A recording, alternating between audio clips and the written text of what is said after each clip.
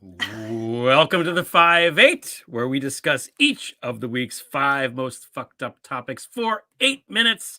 So, 5 segments, 8 minutes, 2 hosts, 1 guest, some singing, a lot of curse words, and as many cocktails as we deem necessary. LB, welcome Hello. back. It's good to Thank see you. you. I brought a really bad cold back with me, everybody. So you're getting me in my pajamas, um, in my tea.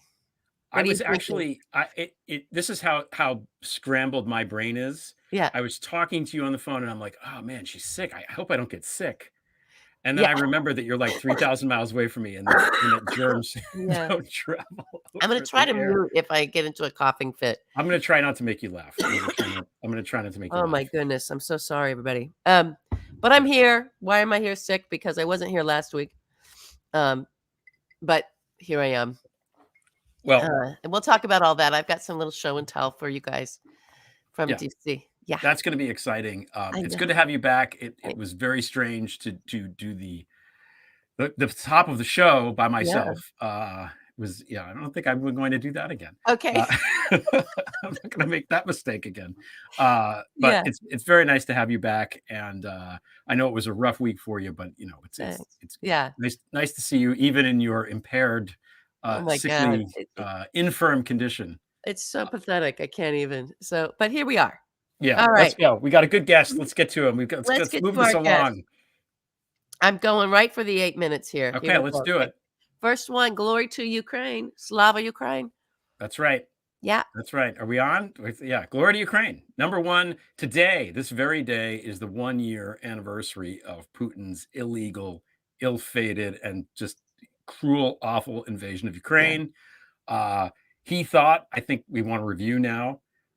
He thought the invasion was going to be over in like 3 days. He had his soldiers pack military parade gear so that they could be dressed nice when they paraded through Kiev. Um, it was horribly planned, and it did not work. The Ukrainian people banded together with with Western help, certainly, but a Yeah. lot of it, all credit to them. They're brave people. Zelensky, really went from being a guy who was going to get voted out, probably, to an international hero that's one for the history books. I mean, really, Oh yeah. he's up there with anybody at this point, Yeah. going back to great world leaders. And, I, thinking back on it this week, I did a lot of stuff at Prevail prior to the invasion, talking about the parallels between Putin and Hitler. And I Yeah. know everyone's like, don't you compare people to Hitler? But like the parallels of how he came into power, how he consolidated his power, how he dealt with his enemies, and how he used the Olympics to trust wash himself and ingratiate himself with That's the right. international community, and finally how he made his conquests are just straight up Hitler stuff. Yeah. But he had a There's a playbook. picture Yeah. of a famous picture of Hindenburg and Hitler shaking hands, where Hindenburg is this much larger elder statesman giving Hitler the power. There's a similar picture of Yeltsin and Putin in the exact same pose. It's Mhm. very creepy to watch. So it's I think a good thing that a year later people around the world are still rallying in the streets. I know I've seen pictures of people all over the world. In Berlin, where I just was a couple weeks ago, lots of people in the streets. Even here in this country, people are still remain pro Ukraine. Only the Yeah. real Putin apologists, Tucker Carlson fuckwads, are not. And it's really good to see. And it was nice to see Biden in Kiev. I mean, that was amazing. Uh, Yeah. rides He in just on the walked, train. he rode in on a train and just strolled through the square. It's like, Yeah, oh god, it was such a good "fuck you, I'm not it afraid of was you." so good. It Yeah, was so good. Yeah, it was such a strong show of confidence in Ukraine and their ability to defend themselves and how well they had done. I mean, I was thinking back on I'm sorry, did you have more to say? You wanted to say on no, that? you go. I don't want to. Okay. I talked enough last week for the for. Don't make me laugh. Oh, things will come up. So, but I was thinking back of, like, I was remembering the Olympics even before this and it was really our intelligence, community that was saying to Ukraine, to the world, like, they're going to invade. And I remember Ukrainians being like, no, Yeah. no, he does this all the time. And they're like, no, no, no, we're intercepting shit. He's going to invade you. And sure enough, he did. I'm so sorry, everybody. I apologize. I mean to mute it when I do that, but I couldn't quite get there. And I remember how everybody was like Molotov cocktailing it up. I was like, wow, man. And the farmers, the early days and the early weeks of the war where the tractors were coming and just taking the equipment. And I had an early kind of sense of it too, of like, I just like, I don't know. I never had faith in the sort of great Russian military after their, basically the collapse of the Soviet Union happened because of Afghanistan and their war there and a lot of fuckery that we had been engaged, on the side of good to kind of destroy their military efforts there. And, a lot of heroin going through there, a lot of interesting stuff that's in the record books. Because they were in these dry Muslim countries and the soldiers couldn't get any vodka. So they just addicted them to a bunch of heroin. But it's like who took over after that?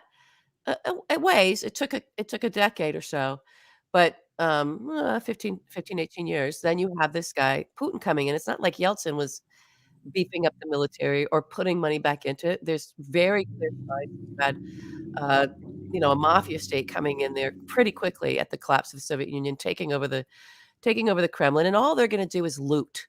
That's all they're going to do. You let gangsters in there, especially give them the powers and controls of a spy agency, and a powerful state like that, they're gonna just raid everything. And we had these oligarchs popping up, and it was like, yeah, I just don't think they're investing in their military.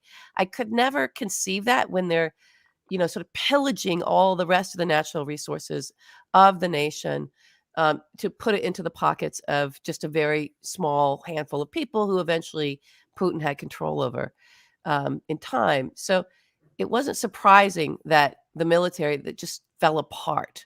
To me, that wasn't surprising. Yeah. What surprised me that was a surprise, to our military leaders and people who had been in there in our Pentagon. They seemed genuinely shocked that, you know, I was like, well, what do you think this thug state is? It's like they're just thugs.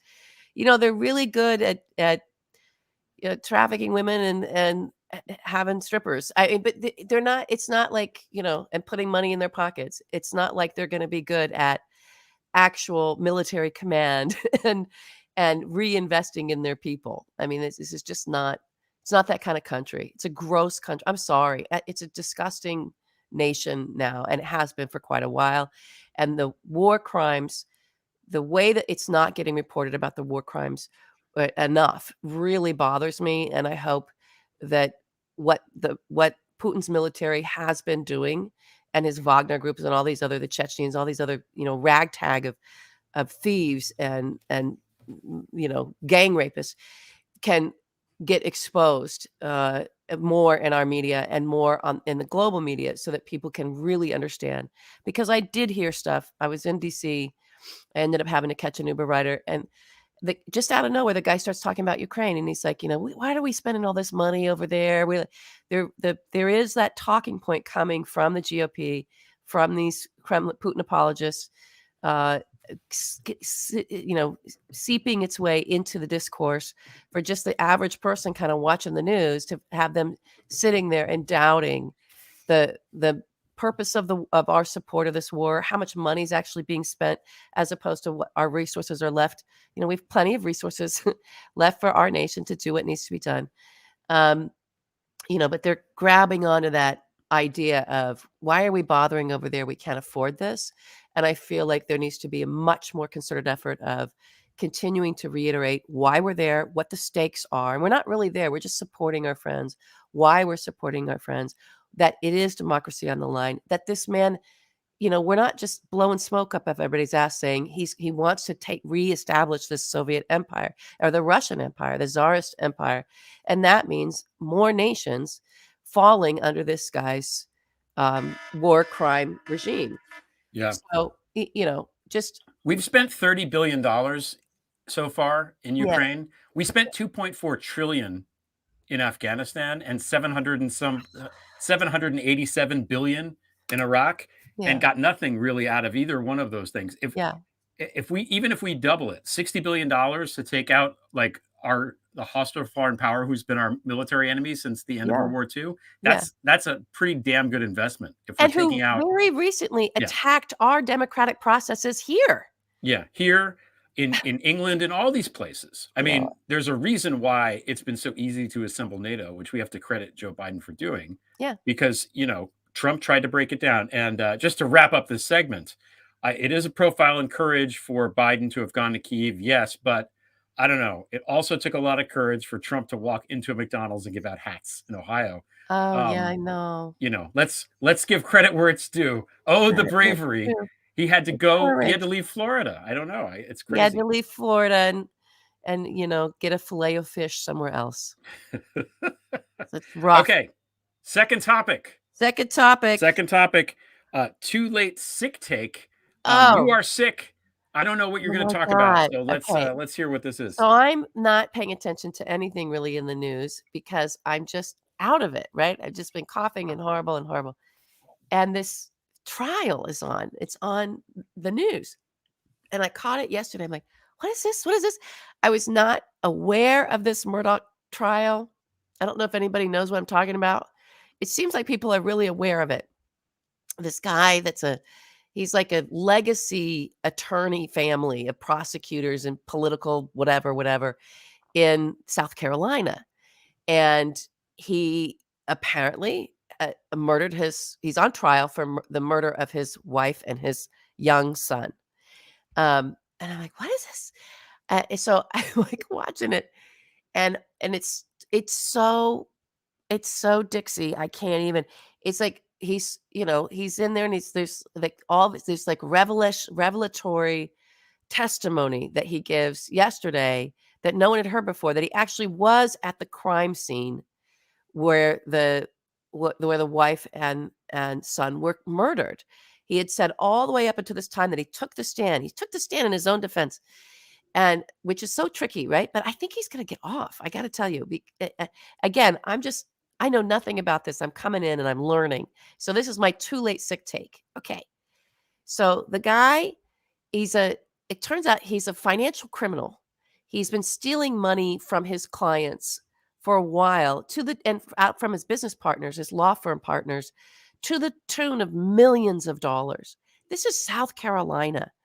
I can't imagine a lifestyle where you're burning through $4 million, like, what is this lifestyle this guy has? He's got a couple properties. He's got a hunting property where these kennels are, where his dogs are, his hunting dogs. And there's a hunting dog named Bubba. And that's where the bodies were found. And he had said before that he'd never gone there, but he admits to lying. He admits to thieving.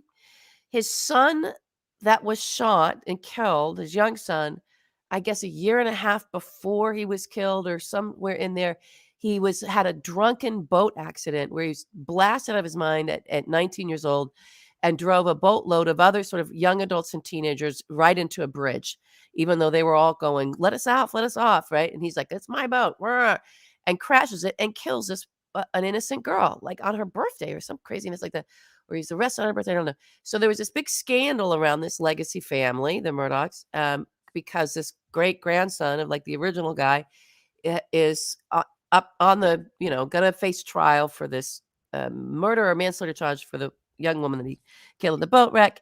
His dad, who is on trial now for killing the wife and the boy, I guess, I mean, that's it. He's dead now. So that murder case is over. He was like corrupted with like a judge to get out of some other crimes for his financial crimes. And she has crimes that possibly is all this corruption, all this South Carolina corruption is underneath this guy. You just start picking at it and he's got all this corruption, but he's on the stand and he reveals yesterday out of nowhere, yeah, I was at the kennels. And they're like, the prosecutor's like, what? Like, no one's heard this. He's like, no, I was there during I saw them before they were killed. I was the sort of last person to see them alive. And I didn't think about it. And I did lie about it. And I'm just so sorry, sir. And he's got this good old boy, but like a beaten down good old boy crying, kind of, yes, sir, yes, ma'am, kind of affect to him. I know I lied, but I'm broken and I was on opioid addiction and this is what it's like when you're with withdrawal. And he's going through all this and he's talking, the syntax, it's very down south. It's very good old boy. And I could just feel, I don't know if there's women jurors, older women jurors, but I'm like, oh, he's going to hook at least one of those jurors to like go, oh, poor man, because he's this very wealthy man who was a thief and a money launderer and I guess drug trafficking. There were some charges in there for it because there's so many opioids he was involved with. And clearly kind of the evidence points to, without, to me, a shadow of a doubt, murdered his wife and his son. And he's going to get off because he just sounds like regular folk. He just knows how to talk like regular folk. And, got into how he was there at the kennels with them because Bubba the dog got a chicken. And they thought it was a guinea pig, but it was a chicken. And we had to get the chicken. And he killed the chicken. Bubba doesn't normally kill the chicken. I'm like, what the fuck am I listening to here? Bubba and the chicken and I was just expecting like barbecue to come into this at some point. I mean, it was so, so crazy.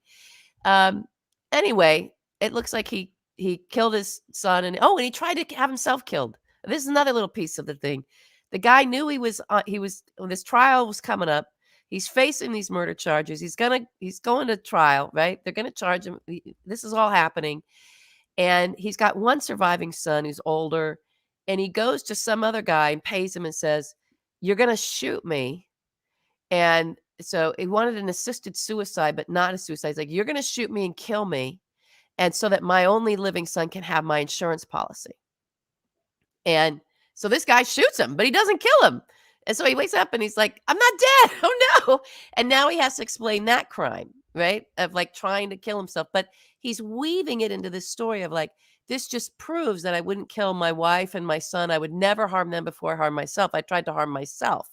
And I honestly, guys, I think it's going to work. So this is my too late sick take. It's all rambling all over the place, but literally I knew nothing about this before like yesterday for a few minutes and then today. And I'm like, what the hell is this?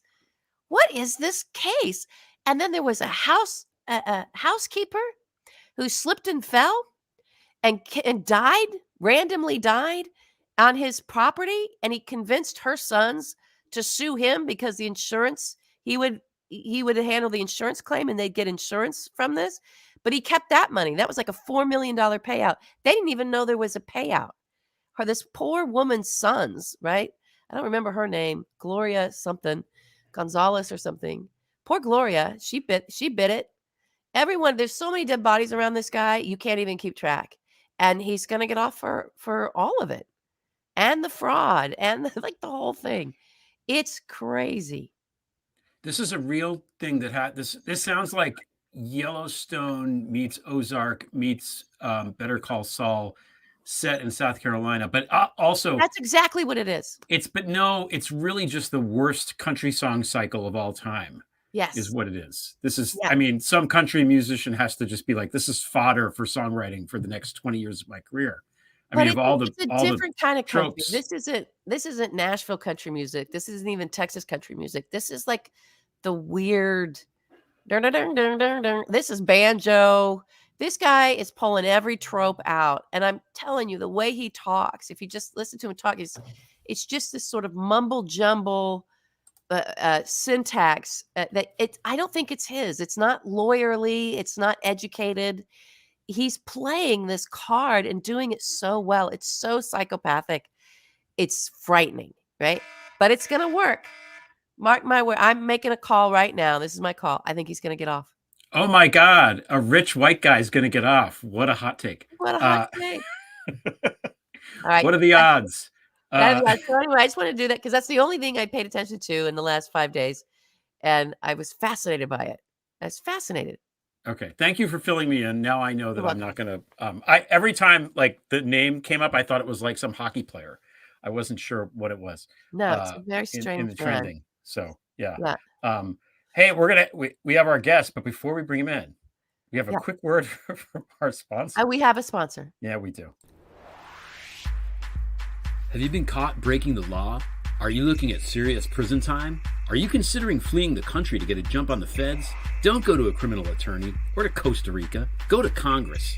Hi, I'm Matt Gaetz, here to tell you about the Vintage 99 Political Consulting Group. Vintage 99 will make sure you get elected. And once you're on Capitol Hill, trust me, the DOJ won't go near you. Whether you failed to register as a foreign agent, lied on your SF-86, violated campaign finance laws, ran afoul of the Hatch Act, illegally penetrated a SCIF, done insider trading of stocks, or conspired with other Republicans to topple the government and install a fascist strongman as president for life, Vintage 99 has you covered.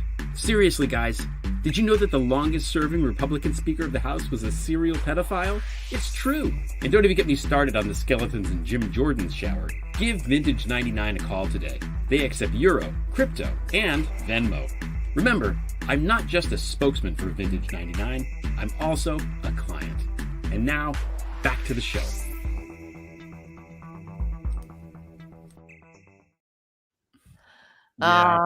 Yeah. Not real. That's a joke, guys. Yeah.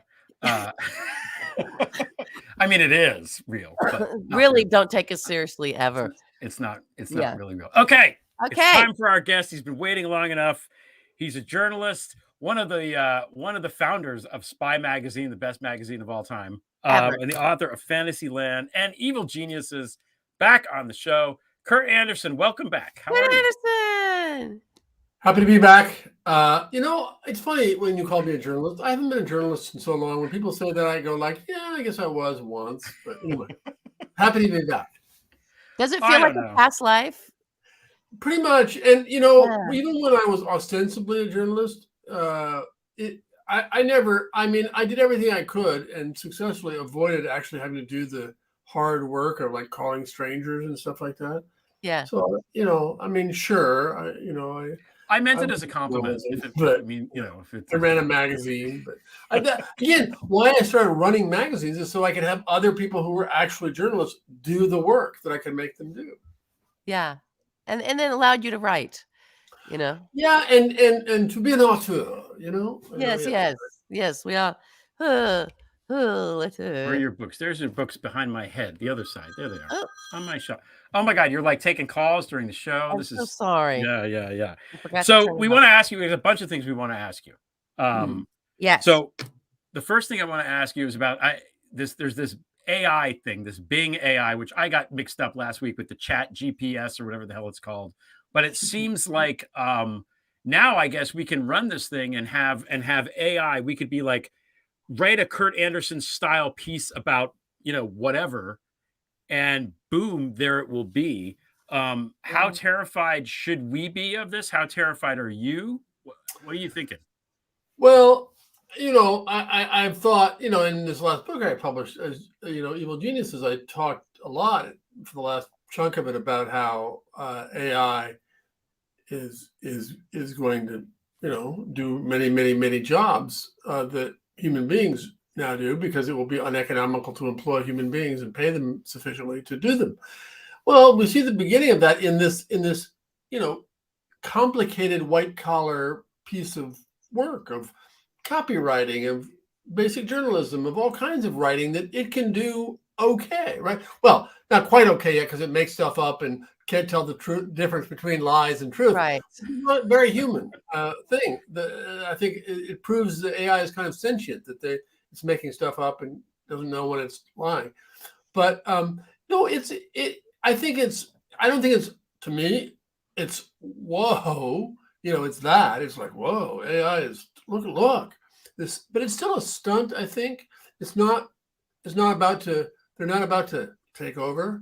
They're not about to, destroy us and all that. It's still just it's in a certain sense, even as amazing as it is, it's no different than like the 18th century automatons, which amazed people, but they were just, sophisticated puppets. And this is just kind of a super, sophisticated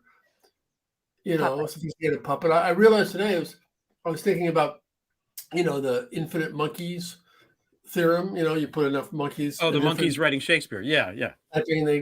Well, that's what this is, except it's trained monkeys, and it's one like electronic super monkey, and that's what this is. So it's not like, it's not Shakespeare, but like, man, yeah, you can do decent. It can do writing as that's as better than most humans can do. So there Is it it is. like maybe it's like Titus Andronicus, but not Hamlet? You know, we're That's at that funny. level. Well, Yeah. yeah, obscure thing. Yeah. Yeah. Or Christopher Marlowe. Maybe it can do Marlowe, but not Could be Shakespeare. Right. I don't know. But no, it is extraordinary, and you know, you know, and it's just the beginning, right? So we don't yet know, but this is a taste, a very tangy taste of the AI future, I think. Yeah, it's for me, it's just so disheartening. Um, because it's people who are marveling at what they can create with something like this to replace human creativity. And so it's feeding a beast that I think is about more about erasure than it is about advancement. And so it's not that I fear technology or anything like that. I just feel like it's one of those things that we're gonna look back and have a measurable loss that we can kind of all feel, and it'll have effects in terms of how we connect to one another and where creative expression can actually go. All all in the name of having tools that make things easier that people do have difficulty with. I'm gonna mute. We don't know. Is what I would say. I mean, and so much, as I've argued, depends on, yes, in terms of the writer who will be mooted, or the illustrator who will be mooted. That's bad. I think it's a small part of the bad, and actually, is I mean, my life has been spent this way, but I still think it's not the worst possible thing. I think the fact that we have this incredibly unequal power to the rich, power to big business, political economy, economic system, that is the bigger problem. And because if that wasn't so problematic, if we had a better social democracy that, like, where labor had power, and it didn't all go to the rich and the big business, there would be a better chance of using this incredible set of tools, this a mind-blowing set of tools, for the bounty for us all. So yes, the particular thing of wow, it can do this stuff that 5 minutes ago only humans can do is freaky and scary and all that. But I don't know. I mean, we all have a better, standard of living than we did 200 years ago because of technology and productivity, and that looked bad if you were running a loom in 1810. But it's a very best of times, worst of times thing, and right now, and for the rest of my life anyway, will be a freaky time. Yeah. I don't think it's going to be able to make good jokes. I don't think it's going to be able to do good analogies and good comparisons. And I don't think it's going to be able to write good poetry. I think there's certain things that humans can do that the computer can't ever do. I know. For now. Yeah. I don't know, man. And by the way, I don't know either. I think it is a learning. It's learning. It's picking up our stuff, and it's just language, and it's just how we combine language, and it will write music, and isn't it already? I mean, it's already doing that. 80% of pop music. You can write music, you can write poetry. And there's by the way, there's a lot of derivative, mediocre music, writing, photography, illustration that humans do. So yeah, there is. But I don't know what we strive for. For me, artistically, it's like, what do we strive for? Then, I'm just thinking, because I do make my living with creative. I am a creative artist, and that's how. And so, it's not about being replaced. It's more about the impact on, what do we just now sit back and we're even more passive in our own human experience. Wait, did the AI thing write this murder trial that you were talking about? Is that just the whole it AI might thing? well have. Okay. Craig and I have the running joke that we are, there's plenty of evidence that we are in a simulation. So, maybe this is just part of it, sort of like the slow cooker of like getting us all to realize that all of it's bullshit anyway, And the big reveal comes in. Big now reveal. you understand. This is just the meta transitional moment. Yeah. It could be. Oh, It okay. could be. Okay, moving on. Moving on. Speaking of automatons, Jared Kushner and Ivanka are subpoenaed now.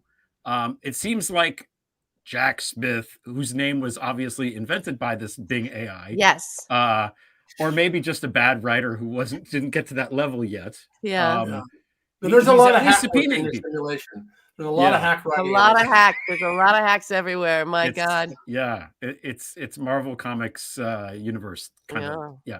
And that guy, by the way, Jack Smith.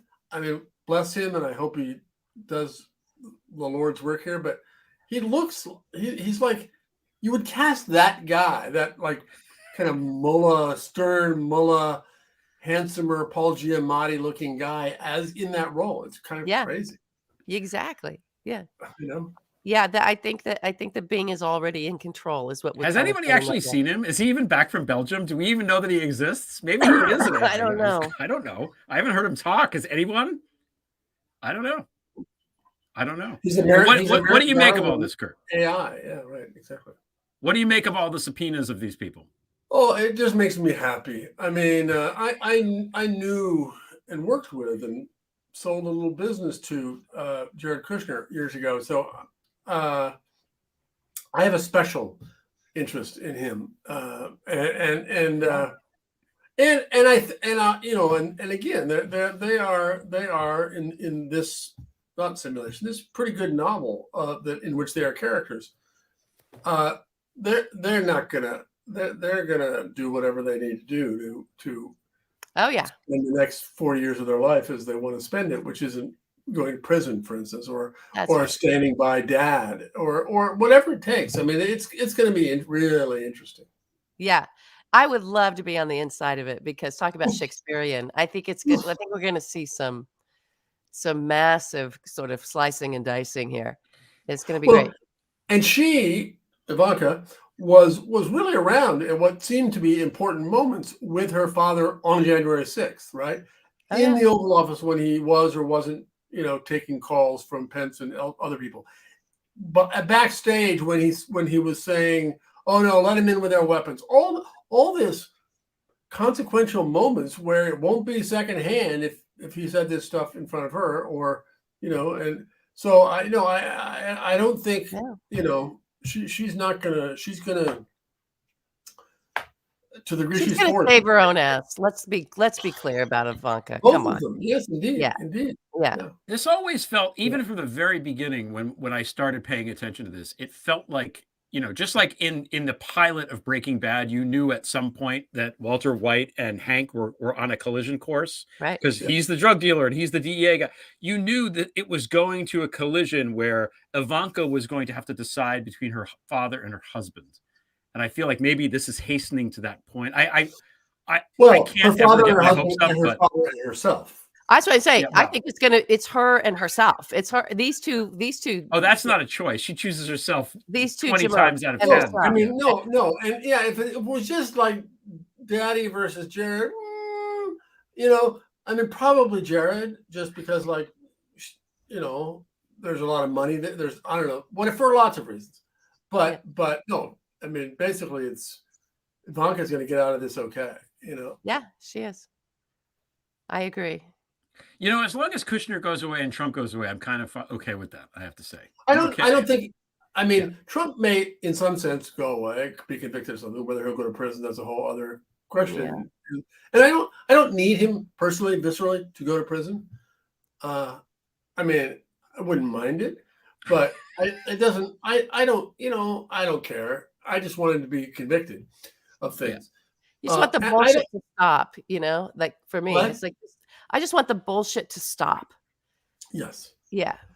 Well, and there's a little, the tiny glimmers of hope I take from like the fact that even the Trump lovers and the MAGA support and all that, he's deflating. It seems pretty clear that they're moving on, and even when he still gets these big polling numbers, it's just because they've heard of him and he was president and they voted for him, and I already see him deflating, and I think just politically, and so I think that actually, I don't know, it seems like it allows it's a self-fulfilling cascading thing, and then other Republican leaders can leave him, and then it becomes a little easier for people to indict him. I don't know. I feel like it's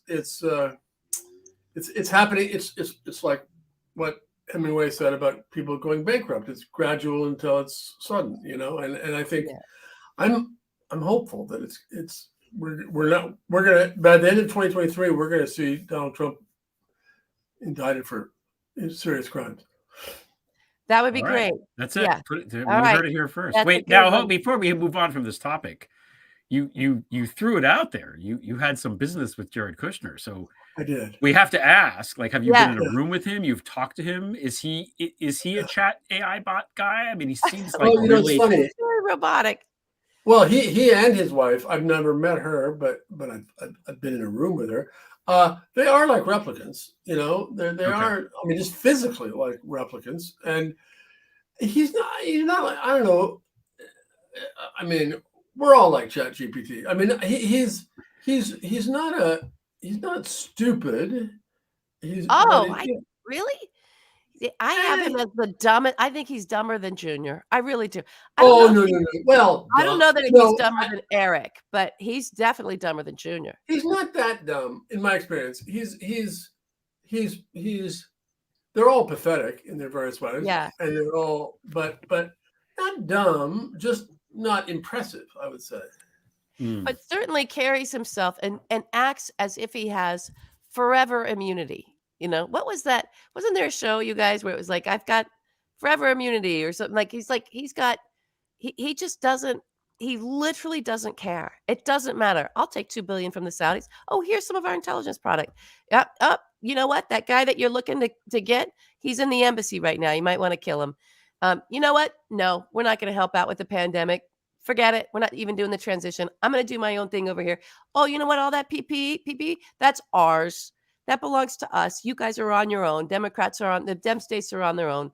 Fuck that. Like, he just was like a walking, to me, this guy was a walking crime spree, while also taking credit for any and all what could be sort of positioned as a success in the Trump era, from the stuff in Jerusalem to whatever, like, I'm going to do peace in the Middle East, and oh no, the stuff with Mexico, I did that, the new NAFTA. He took credit for everything that the Republican circuits were counting as a success of Donald's. This guy took credit for it, and everything else that was crimes and everything. Yeah, I'll just do it and I don't care. Well, let's set up a back channel with Russia. It doesn't fucking matter. And I'm like, and Donald says nothing. He said nothing. He would not let his own children do that. No way. This guy, he was just so protected. Why? I still want my answer to that. Yeah. Why was Donald so afraid of him? Why did he act with impunity? What the fuck? Who is this guy? I think you're absolutely right about him and Jared and his behavior during the administration. I think he's I think that's a way in which he's not dumb. He's a shrewd, slick character who for instance, understood that Rudy and the gang of nuts around him that Trump was counting on at the end are not people to be around. He knew who was radioactive and when to get away and stuff like that. He's not, so yes, he's a smoother, kind of less damaged at this age anyway, a species of criminal than his father-in-law. He's a snake.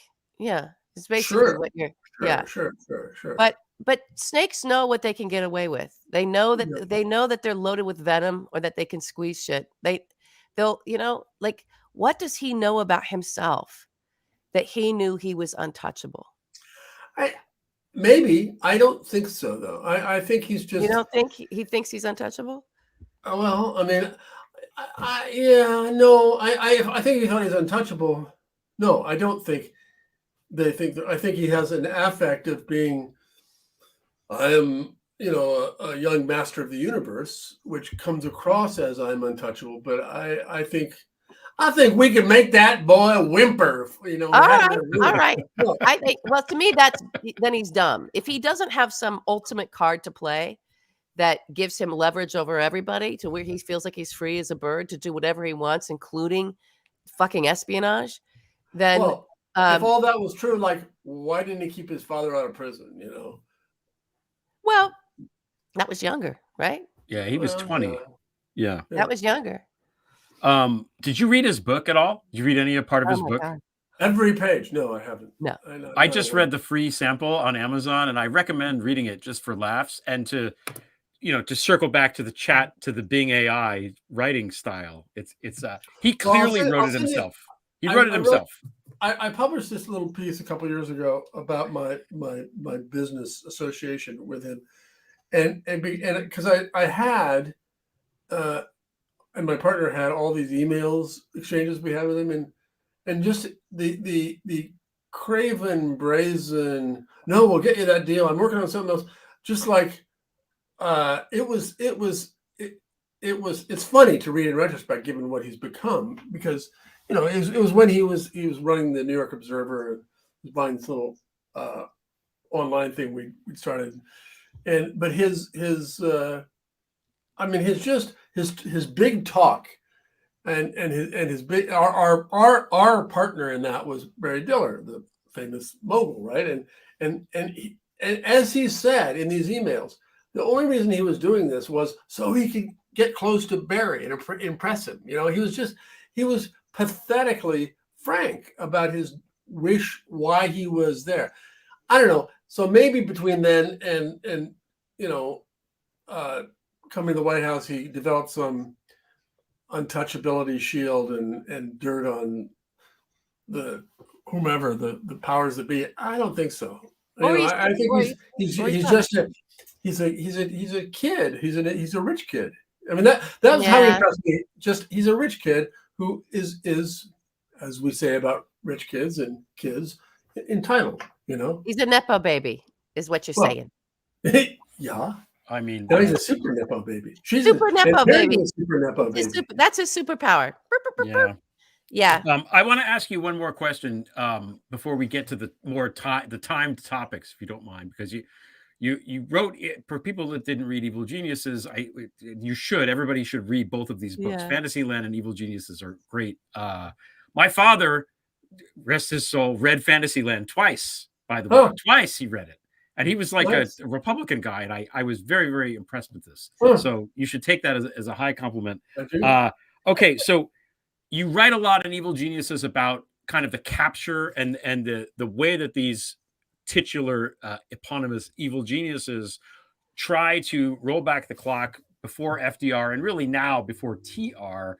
So since the book came out and now, what's the status update on their drive to send us back to the McKinley administration?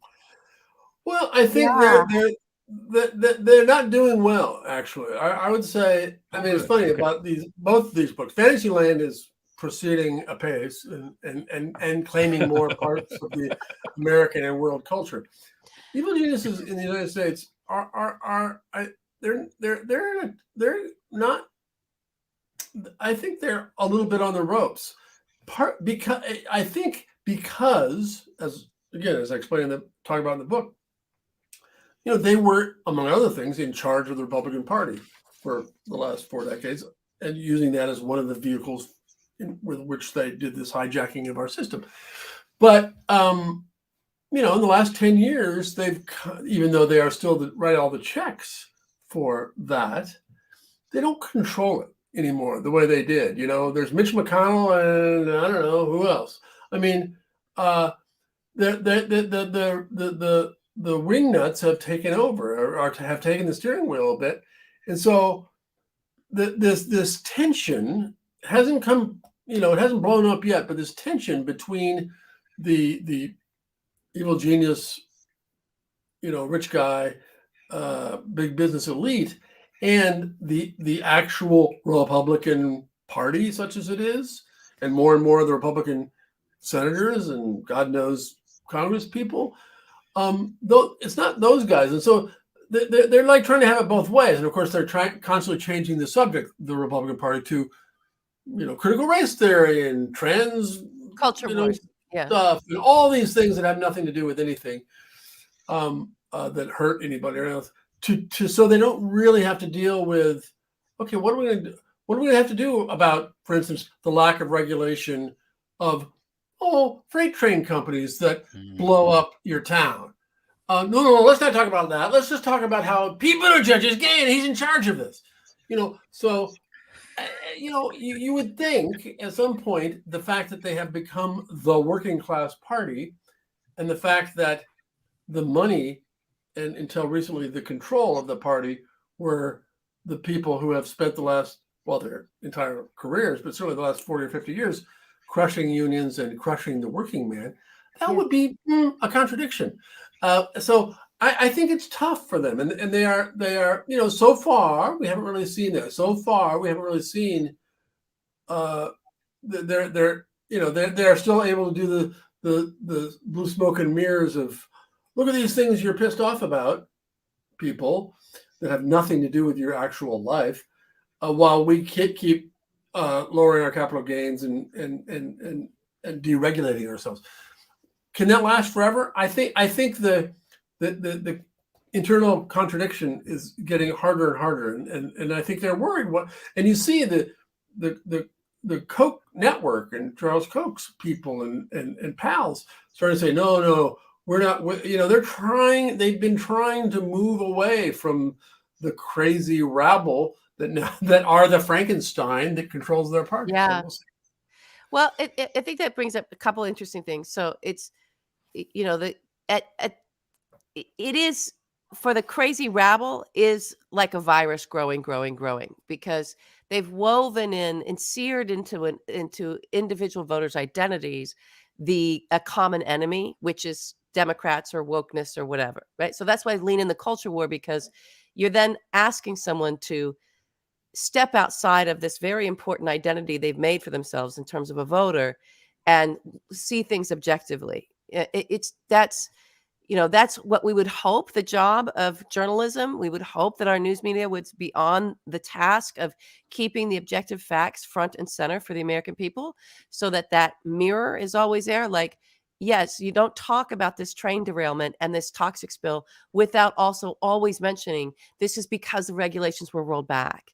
And this is what it looks like when you don't have an EPA that's strong and functioning. This is why we had that. I understand it was demonized, but now you can see the reason for it, because the people who get hurt the biggest and the hardest usually are in these rural communities or are sort of like more impoverished. So these sort of red districts, right? Where they, again, yes, the shiny object over here, but now it's not about whether or not your grandson might come out as trans and, oh my God, this is an existential threat. It's, you might die of cancer in about 30 minutes. Oh. Say goodbye to your farm. Your cattle are all dying. Yeah. So I understand that's the rubber that meets the road in reality, but there still needs to be, the discourse is still being allowed to be hijacked by the Looney Tunes crew who know exactly what they're doing with this propaganda. And they will vote in a Republican again in all the branches. And what will happen at that point is just, I do think we're still on the verge of, it'll be, well, now we're just going to do away with democracy, because there isn't a platform. The wonkiness is gone. They don't know what they stand for other than just destroying shit. And so what are you going to all of a sudden come up with a Koch brothers platform? No, that's not going to happen. No, and that's the thing. I mean, tearing down institutions. The Paul Ryan Republican idea of, we're gonna cut your Social Security and cut your Medicare. Like, yeah. Again, that was an interesting moment that happened at the State of the Union, which is like the first interesting moment to happen at any State of the Union in my lifetime, I think. Yeah. A couple of months ago, where they start saying, no, we're not against we're against cutting Social Security, we're against cutting Medicare. and he's so expertly and good-naturedly shoved them into that corner. The fact, so that was an indication of how the evil genius Paul Ryan, screw you people who want any kind of social welfare thing is just not going to play. It's become a third railish thing for Republicans, which is nuts, So we'll see. I guess they killed enough grandma and grandpas with their COVID, failed Vaccine COVID response. skepticism. Yeah. Okay, all of so it. maybe they've realized you can't keep killing grandma and grandpa because that's all that Although happens. when you strip Although that's, that away. Real suffering. is it objective? I mean, of course, it's objective facts. What we here in the reality-based community consider objective facts, but it's also, I don't know. We haven't had much time yet for, just in a strictly political electoral party way, haven't had much time yet of Democrats being like the Labor Party they used to be, right? I mean, we had 30, 40 years of Democrats not being that at all. So we have a whole generation or two of white working class people who grew up with thinking like, there's no difference between Democrats and Republicans on economic things. And they were kind of right. So it takes a little while to train people to think like, no, we give you stuff and we raise the taxes of rich people, not all the things that, are amazingly that Joe Biden of all people have started getting back to what the Democratic Party was and could be again. Well, it'd be great. We'll see. Yes, good. Wouldn't it? Pretty to think so. Yes. Now, listen, we're going long on all of our stuff, but we haven't. Do you want to take our inner segment break here, Greg? Because we ended up with different segments, or do you want to still go? No. I think what we should do, we're going to do an audible, and we're going to flip 4 and 5. Okay. So right now we're going to go into Red State Fascism Roundup, and then we'll end with Lordy Tucker Has Tapes. So because we already kind of went there, and I knew that the train derailment thing, LB, would work its way in here at some point. So I just want to acknowledge this week there's a lot of, there's encroaching fascism all around, and the shit DeSantis is pulling in Florida is really terrifying. I know people like to make fun of him. Like, for example, on our show, we make fun of him. Chunk, shout out, fantastic intro. The addition of the intro this week of DeSantis and his wonderful Dallas Cowboy cheerleader boots, I think that's going to be a mainstay. But the shit that he's pulling in Florida is really terrifying. I mean, between he's full on with the culture wars, going against between the AP Black History classes and now all AP classes, all of the trans stuff, which is horrific. And now the book, this book banning thing where he's fired the teacher for showing the empty shelves and effectively has a book ban going on in Florida. Like, I know everyone in this country thinks, oh, well, it's fine. This is a fucking historical anomaly. It is an anomaly. The last 250 years, and especially the years since World War II, are a goddamn anomaly. Most of human history has not been like this. There's no guarantee it's going to stay like this. So when a fascist like that shows his colors, he needs to be put into his place. So I don't know what we need to do. We need to maybe research more about what the fuck he was up to at Gitmo when he was with the Abu Ghraib people, because it wasn't great. We need to maybe go and investigate where he was at the high school parties, who he was drinking with. Were they underage? That's not great. You're teaming up with Donald Trump on that front. Yeah, well, it's like in World War II when FDR made peace with Stalin to defeat Hitler. Strange bedfellows, as they say. Well, also, with him, I don't know. We'll see. I think once I still think my gut tells me that he's not a great candidate. As good as he's been obviously very successful getting reelected governor of Florida, but I don't know. We'll see. I don't think he's going to prompt a lot of love among voters. We'll see. We'll see. I mean, he's chubby and boring, and those two things don't work. I'm sorry. I'm not trying to be. Look, I'm feeling my own. I still have my weight. I got to get rid of. But he's just like a little tubby, boring guy. And without the hey, he's a star thing yeah, that he Trump doesn't have had, any of that, right? or the He's not a humor carnival that Trump had. barker. He's not a Yeah. carnival barker. And No. but it's very disconcerting to me that our nation has forgotten the value of educating our children, Yeah. and that this is the new wedge of like actually just destroying public education, because the perception is it doesn't have value, and the people who can do the best job are parents. That's so. I like countries where they educate their children, where they educate their population and invest in that. There's a reason for it. But maybe because we're going to have this Bing thing take everything over, these kids don't need to know how to read or write or do math or anything. We're all just going to sit there with their metaverse, goggles on, and be in an alternate reality and somehow pay the bills and have food to put on the table. I'm not quite sure how we get there, but it's like, this is so dangerous to just disembody the intent of a nation from the education of its population. To separate that is and vilify that and let that go as if that's some kind of drag on society, or some kind of villainous thing that you have to patrol and monitor because, oh my God, ideas are happening. Oh my God, where are we going to be? We're going to fall. It's going to be. I see where the nation's going with no education, with no public education. Are you kidding me? Well, and that's the thing. I mean, it's one thing, in the last generation or God. two, where certain Protestants, certain Christian evangelicals, fundamentalists were saying, "Oh, we want creationism taught. Oh, we want this." Okay, that was specific. I think I disagree. Obviously, I think that's not science. That's not what we should be teaching in public education. This is something else, as you're suggesting. It's really like, the wedge is, oh, look, they're saying that white people are bad. They want to make white people hate themselves. Oh, look, they're saying just everything is negative about America. Whatever, all of the thing they're saying. But it's really, as you're saying, it's just like education is bad. And while there's been obviously a history in America before it was the United States of anti-intellectualism. That's a theme, recurring theme, goes up and down in American history. But rooted in grievance, rooted in yes, typically sort of Bible Belt and Midwestern grievance. and yes, Yeah.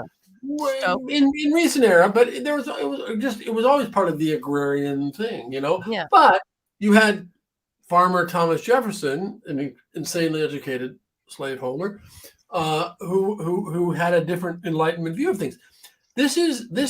I mean, you're talking before about unprecedented things, Greg. This is a weirdly unprecedented thing, I think, of being not just anti-intellectual, like, oh, who are these bigwigs telling me what to do, but anti-education, anti-public education, and not specifically theologically Christian, just like education itself, really. Yeah. Reading itself.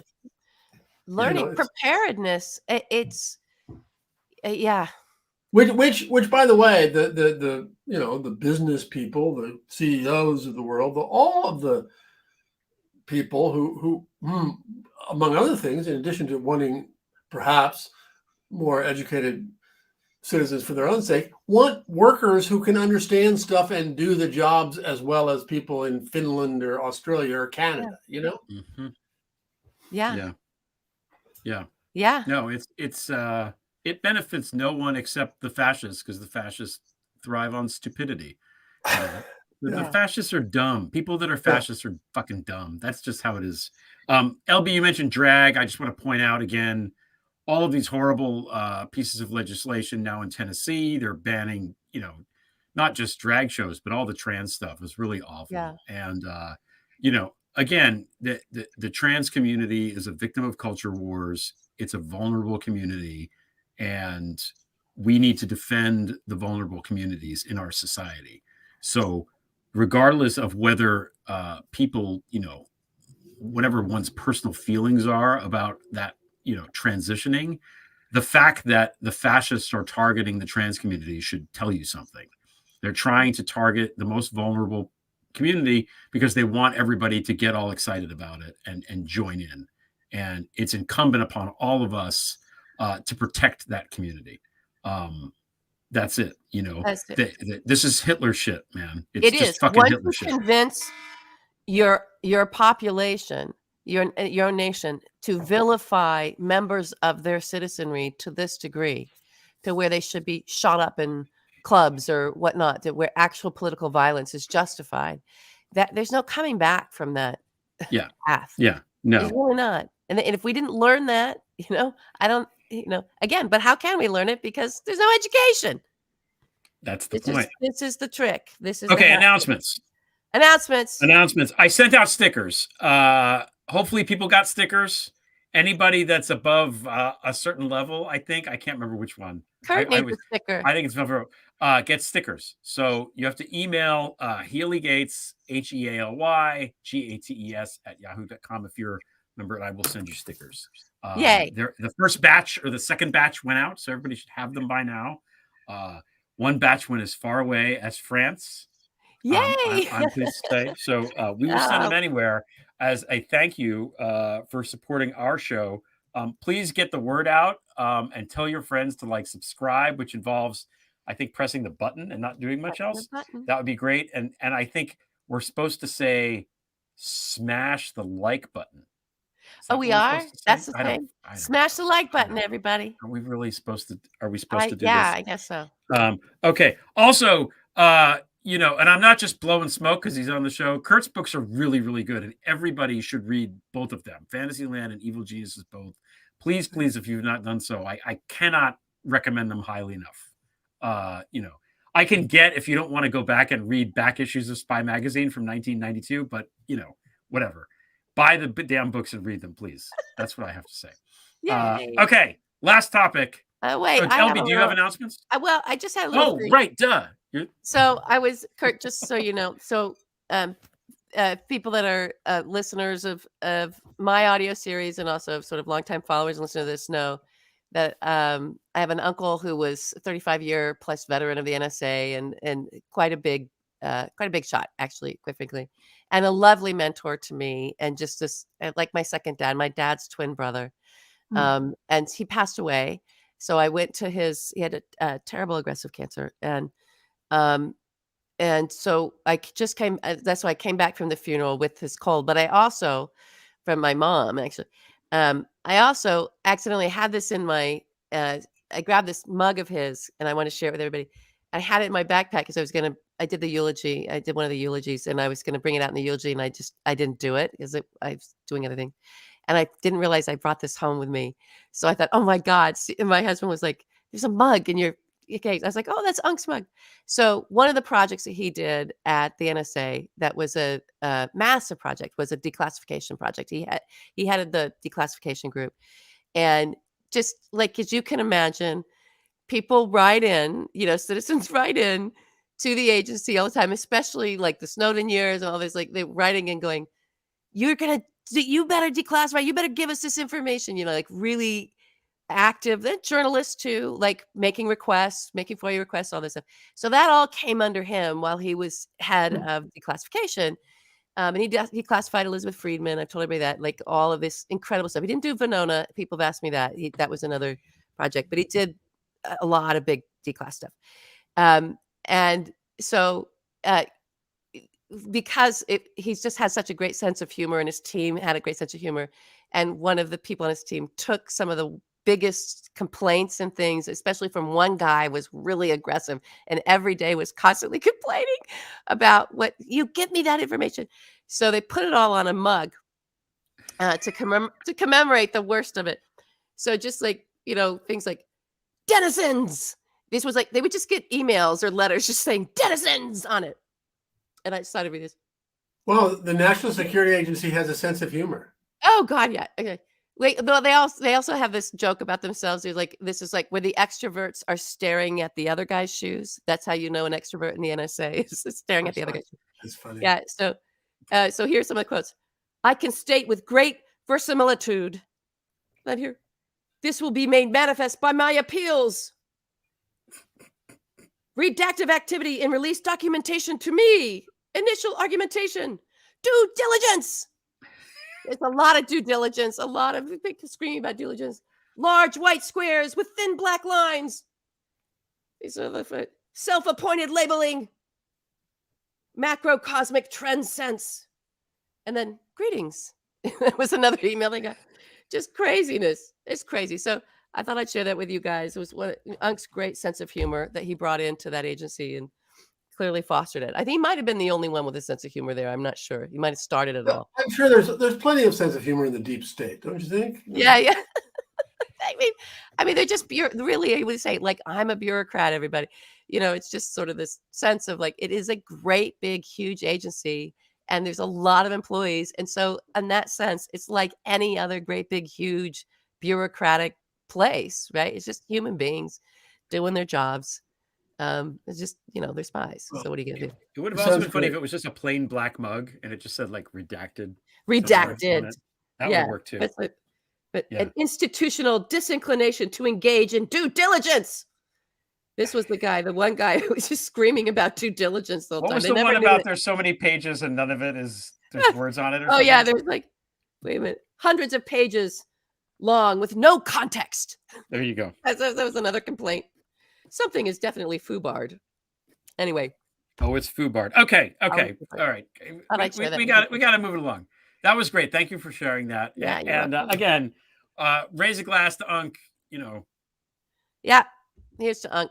Here's to Unk. Here's to Unk. Okay, Lordy Tucker has tapes. We've pivoted. We've done an audible flip 4 and 5. So Kevin McCarthy gave like 30,000 hours or whatever it is of footage of all the J6 stuff to dictator fluffer Orban lover Tucker Carlson. What could possibly go wrong, Kurt? I don't know. Well, you wonder about a lot of things. I mean, go crazy, and you don't need to tell those people to go crazy because they're already 2/3 of the way there. But if it really is 30 or 40,000 hours, whatever it is, I don't know. How does your staff of 10 or 30 or whatever even begin to look at that? Is an interesting question. But also, I mean, I welcome it. Just as I welcomed, for instance, all of these various layers of nutbirds in Arizona to look at the uncovering the fraud, the ninjas who would, and of course, one after another, they failed. There was no fraud whatsoever. So, I mean, I don't know, maybe they'll come up with, the FBI, causing it all, doing it all along with Antifa. I don't think so, but I don't know. It's certainly one more large check against Kevin McCarthy as the scumbag of the decade. Yeah, scumbag of the decade is perfect, but also it does look like at first I had that thought of like, is this part of like the deal he made? Like, does Tucker? It's clear that Tucker has a lot of power and influence over the elected officials in the party, especially in Congress. But I thought, oh no, I dismissed that thought. And I'm like, oh, that's too, you're seeing stuff that's not there. And then it came out, I think today, right? In the reporting of like, yeah, this was part of the deal that he made with somebody. Well, and in a way, all this footage to Tucker, and that got him the speakership. Why? Well, Why do they need to see the inside of the Capitol building and know where everything fucking is? I look at it that way. I'm like, this is. I don't know what he thinks, what they think they're going to find, and but I also think it's for Kevin McCarthy. It's like, well, there's no downside to this. It's the show, and it's just the most important person on the show, which is to say Tucker Carlson at Fox News, asked for this, and I'll please him, and it's like Al Capone's safe, but in this political realm, and they'll take months and weeks and a long time to figure it out, and they'll find whatever little tidbit that they claim is whatever. It's just It's just another, sideshow attraction. And they'll find nothing, and they'll just let it go away. Is my presumption. It's ridiculous that this one anchor person at Fox News is getting this raw data on footage of January 6th. Not just any anchor person, though, like somebody who really is proven to be quite an astute white supremacist, right? Like he's a very, he is, of all these interesting cases, he is one of the most interesting because there's somebody who's not at all stupid. He was a smart writer and not, he was in living memory. In this century, maybe even, he was not an idiot and not the kind of truly fascist white supremacist. I'll accept all of your pejoratives for him. What he is now, and he's definitely scary. And in terms of strong potential Republican candidates, I feel like he would have a lot better shot at being a beloved candidate for president than Ron DeSantis. I agree. Yeah, it's coming. It's coming.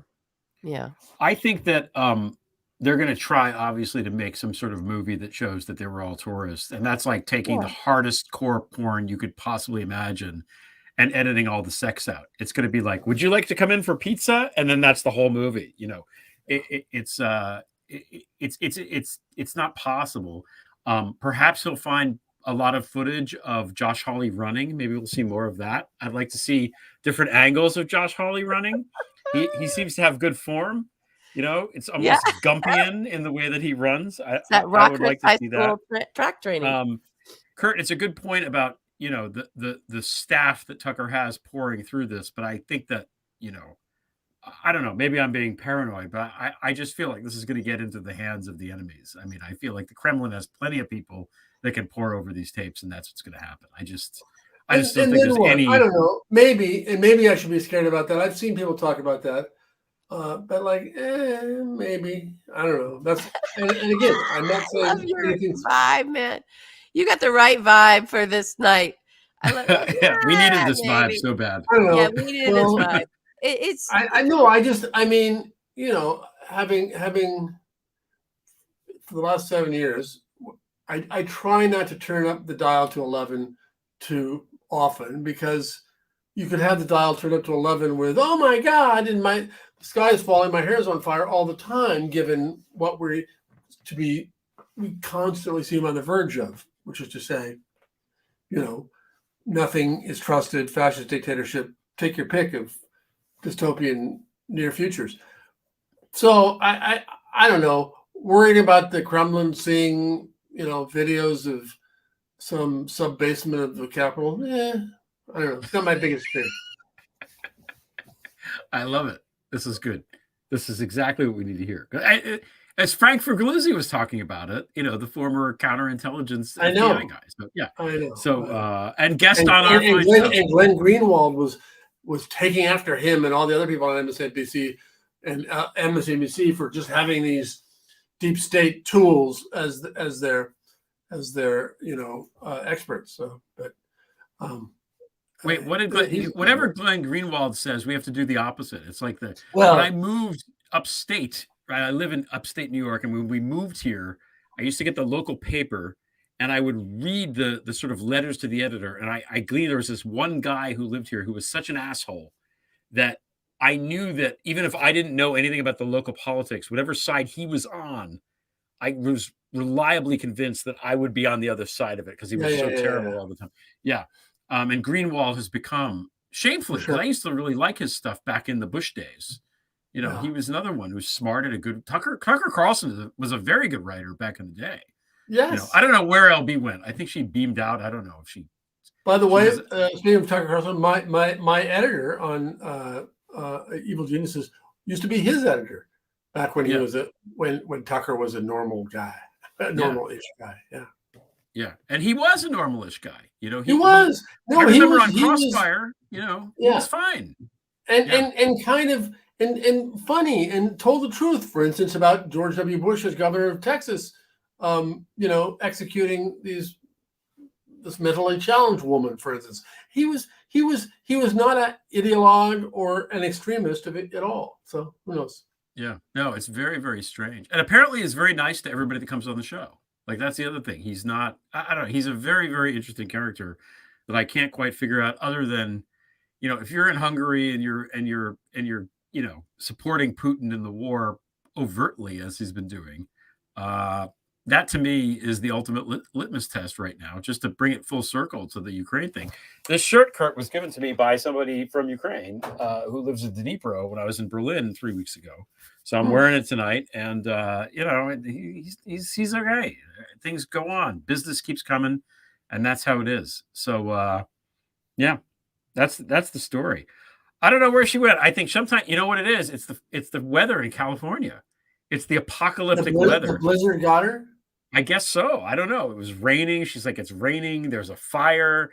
Then she's gone. I don't know what's happening, but I think we're out of topics anyway. And it's now we're over the time that we said you would be here. So the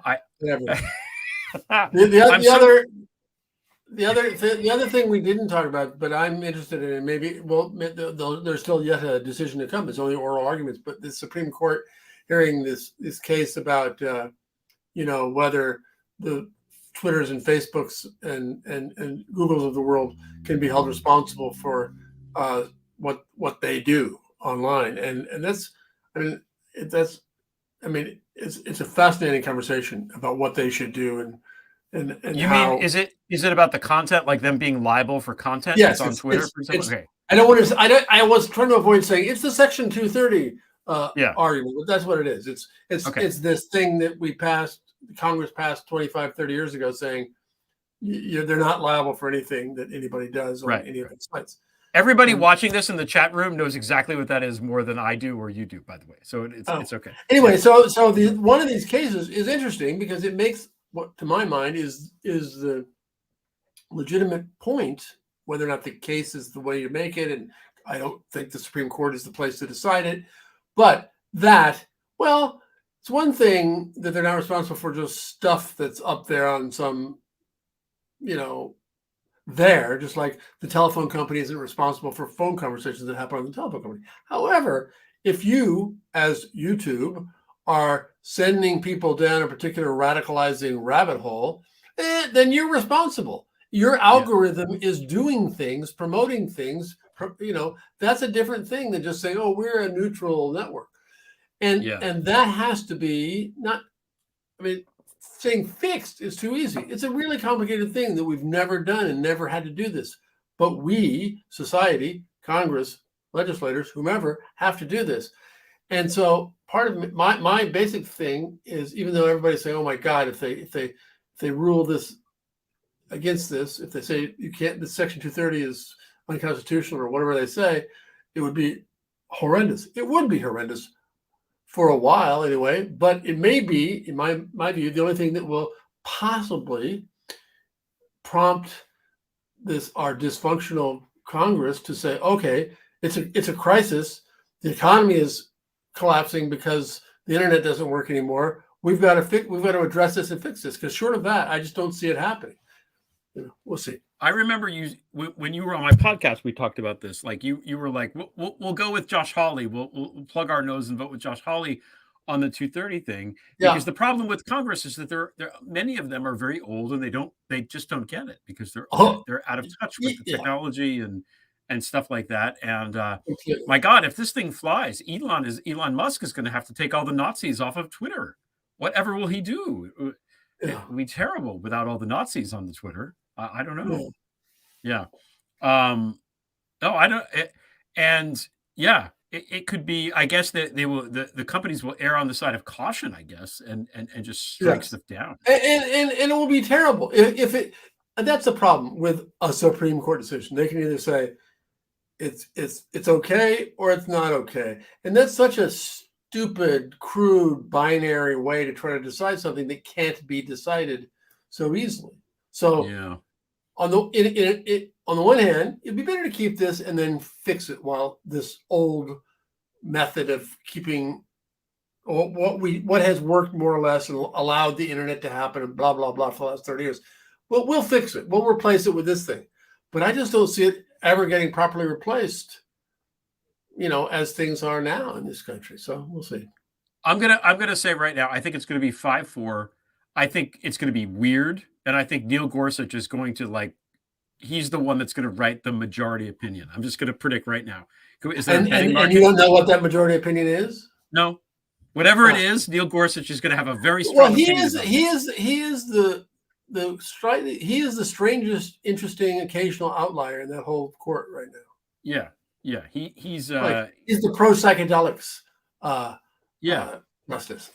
And I think he's pro Native American. It's weird. Exactly. He's not smart, and he thinks he is. He writes like one of these chatbot AI Bing trying to be pompous. That's the writing style. But I don't know. If all of our hope is tied to Neil Gorsuch, man, I don't know. I think we're doomed as a society. Anyway. Okay. Kurt, thanks so much for joining us. It's always great to see you. Do you have anything else you want to get off your chest? Not in public. No, I don't.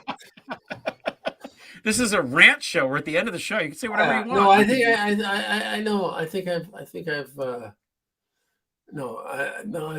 said everything I have to say. I think I'm spent. You're spent. Okay. Spent is how we like to leave the guests at the end of the night. Again, thank you so much for. Whoops, I hit the wrong button. Thanks so much for joining us. Please come back. Yes, I don't know where she went. I'm sure she's fine, but okay. I will tell her that you say goodbye. All right, everybody. Thanks for watching. We'll see you next week. Have a good week, guys.